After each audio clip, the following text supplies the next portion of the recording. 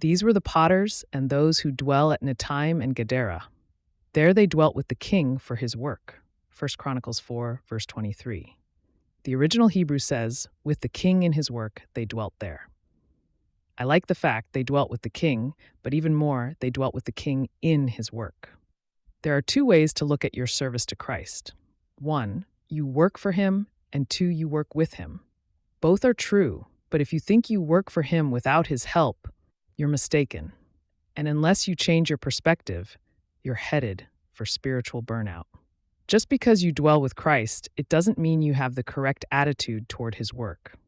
Every morning, you should ask Christ to accomplish his work by his power, for it is God who works in you both to will and to do for his good pleasure. Philippians 2:13. Like the potter, your work with Christ may be simple and unexciting, but even the most menial work is a pleasure if it's for and with Christ. The less complicated the work, the more you'll be able to pray without ceasing and rejoice in the Lord always and take every thought captive. Perhaps your old man would prefer to work at a more exciting job with opportunities for wealth. I know from personal experience that the Bible is true. Now godliness with contentment is great gain. For we brought nothing into this world, and it is certain we can carry nothing out. And having food and clothing, with these we shall be content. 1 Timothy 6:6-8. For some saints, wealth can be a curse. Give me neither poverty nor riches. Feed me with the food allotted to me, lest I be full and deny you and say, who is the Lord? Or lest I be poor and steal and profane the name of my God. Proverbs 30:8-9.